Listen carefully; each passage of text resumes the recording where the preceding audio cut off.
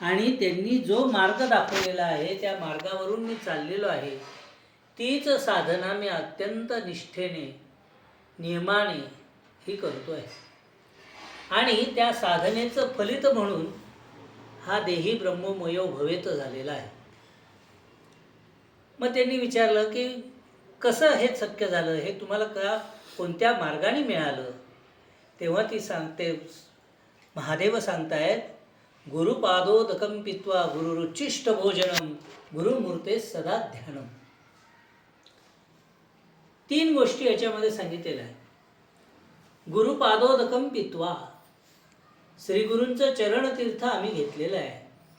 इथं चरणतीर्थ म्हणजे केवळ त्यांचे पाय धुवून ते पाणी आम्ही प्यायलेलो नाही आहे. त्यांची पावलं जशी जशी पुढं गेली तसं तसं त्या पावलांवरती पाऊल ठेवून आम्ही पुढे जाण्याचा प्रयत्न करतो. ते गुरुपादोदकं पित्वा आहे. सद्गुरूंनी काय केलं, आपण जेव्हा आपल्या परंपरेचा विचार करतो तेव्हा लक्षात येतं, आपल्या परंपरेमध्ये अत्यंत उच्च विद्या विभूषित अशी सगळी गुरु परंपरा झालेली. नारायणदेव तीर्थ स्वामी महाराजांपासून आपल्याला माहिती आहे, तेही स्वतः उत्तम वकील होते. शंकर पुरुषोत्तम तीर्थ स्वामी महाराज तेही उत्तम विद्या विभूषित होते. लोकनाथ तीर्थ स्वामी महाराजांचं इंग्रजीवरती उत्तम प्रभुत्व होतं, बंगालीवरती प्रभुत्व होतं, हिंदीवरती प्रभुत्व होतं. 3 भाषा येत होत्या, वेदशास्त्र संपन्न होते. नारायण काकांचं बघितलं तर तेही इंजिनियर होते, संशोधक होते. गुळवणी महाराज बघितलं तर ते सुद्धा JD आर्टमधले शिक्षक होते, उत्तम चित्रकला शिक्षक होते.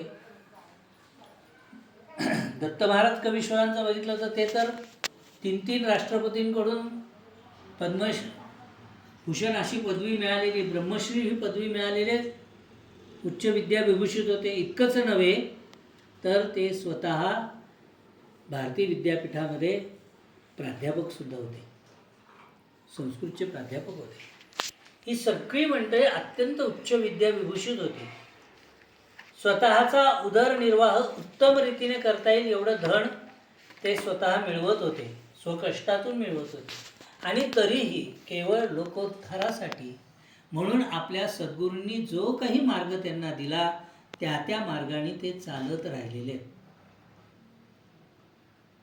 गंगाधरदेव तीर्थांनी दीक्षा देताना नारायणदेव तीर्थ स्वामी महाराजांना सांगितलं की ही जे काही मी तुझ्या झोळीमध्ये दिव्य ज्योत देतोय ह्याचा प्रकाश संपूर्ण विश्वामध्ये पसरेल, असं कार्य तुझ्याकडून घडेल. आणि त्याप्रमाणे त्या पद्धतीने त्यांनी अनेकांना दीक्षा दिल्या, अनेकांचं जीवन सन्मार्गी लावलं. तोच वारसा पुढे अगदी नारायण काकांपासून आपल्या शरद भाऊंपर्यंत चाललेला आहे. काका महाराजांनी ज्यांना ज्यांना दीक्षेचे अधिकार दिले तेही आपापल्या परीने हे कार्य करत आहेत. आता त्याही दीक्षाधिकाऱ्यांनी काही जणांना दीक्षाधिकार दिले आणि त्यांचंही कार्य उत्तम रीतीने चाललं आहे. हे गुरुपादोदकं पित्वा आहे. ज्या पद्धतीने सद्गुरूंच्याकडून आम्हाला हे तीर्थ आमच्यापर्यंत पोचलं, शक्तिपात परंपरेने ही जी गंगा आमच्यापर्यंत पोचली, ही आम्ही ग्रहण तर करूच, ती साधना आम्ही घेऊच, त्या पद्धतीने आम्ही साधना करूच. परंतु इतकं साधन होईल की ज्याप्रमाणे एखादं भांडं नळाखाली धरलेलं आहे, वरून नळ पडतोय, पाणी पडतंय त्याच्यामध्ये, भांडं भरेपर्यंत त्याची ग्रहणशक्ती आहे. परंतु एकदा ते भांडं भरलं की ते ओसंडून व्हायला लागतं. तद्वत आमचं साधन इतकं झालं पाहिजे की आमच्या साधनेचा परिमळ आजूबाजूला पसरला पाहिजे आणि अनेक साधक त्या गंगेमध्ये आले पाहिजे. हे गुरुपादोदकं पित्वा. गुरुरुच्चिष्ट भोजनम. आम्हाला भोजन कशाचं करायचं आहे? सद्गुरूंचं उच्चिष्ट जेवायचं आहे. सद्गुरूंचं उच्चिष्ट म्हणजे केवळ सद्गुरूंनी ज्या थाळीत जेवलं त्यातले 4 अन्नाचे कण आम्ही आमच्या पोटात ढकलले म्हणजे गुरुरुच्चिष्ट झालं असं नाही आहे.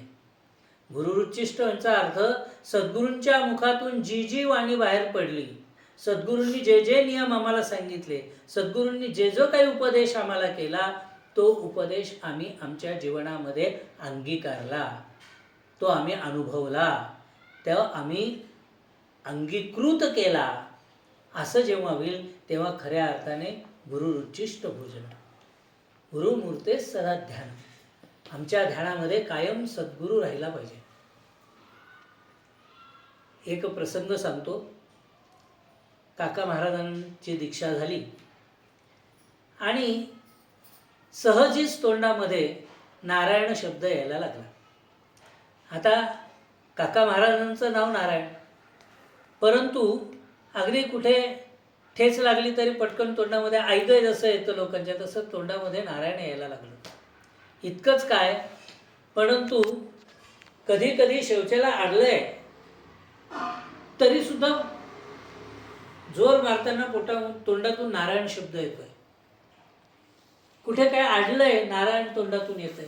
अगदी काम खूप झालंय, बँकेमध्ये बसलोय, काम खूप झालंय, आपण आळस देतो तेव्हा बऱ्याच आ ऊ करतो, तशा वेळेला सुद्धा नारायण तोंडामध्ये यायला लागलं आणि ते एकार्थी यायला लागलं.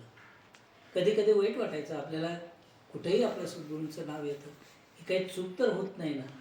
म्हणून एकदा काकांना सहज विचारलं, म्हणतं काका, दीक्षा झाल्यापासून तोंडामध्ये नारायण शब्द येतो, परंतु तो एकार्थी येतो, हे चूक आहे का? असं यावं का? काका क्षणभर काहीच बोलले नाही.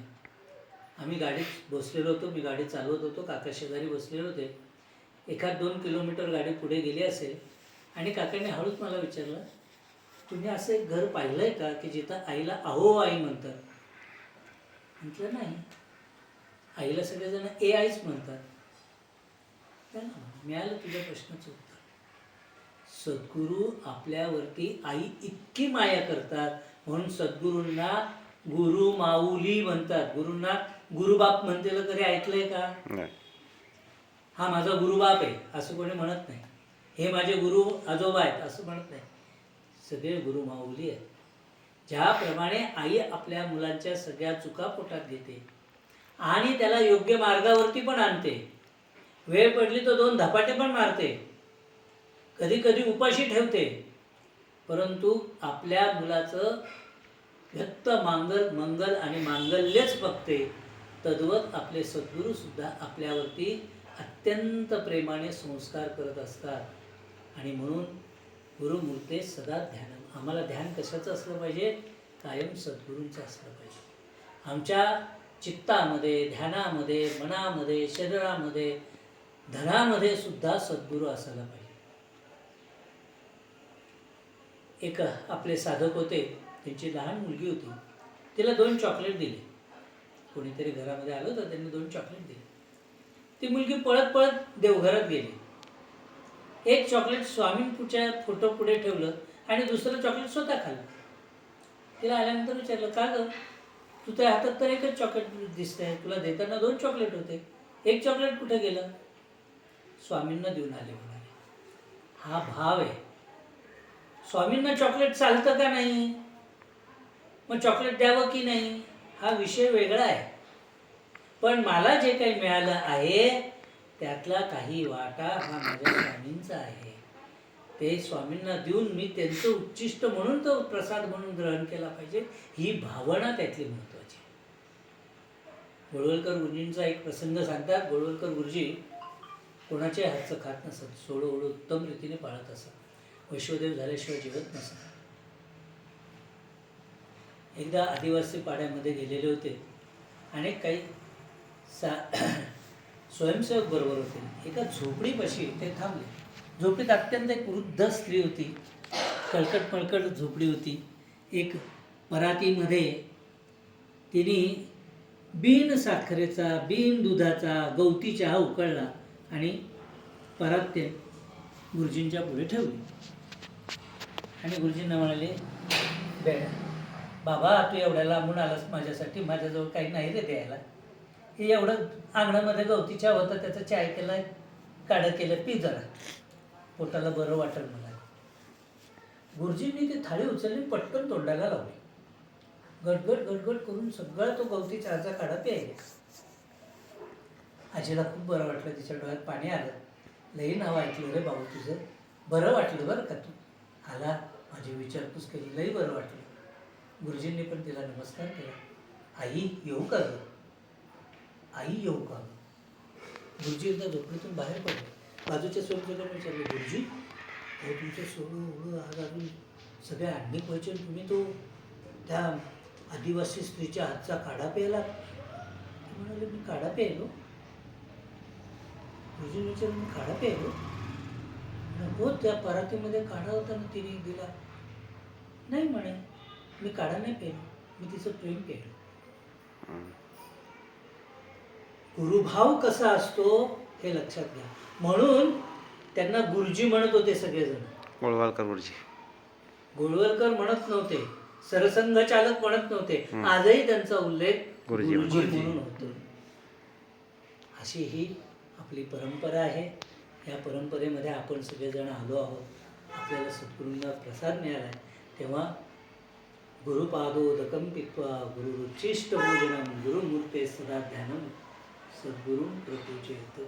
अशा सद्गुरूंचं पूजन आम्हाला नित्य क्षणोक्षणी घडो ही त्यांच्या चरणी प्रार्थना. अवधूत चिंतन श्री गुरुदेव दत्त. सद्गुरु श्री स्वामी महाराज की जय. सद्गुरुनाथ महाराज की जय.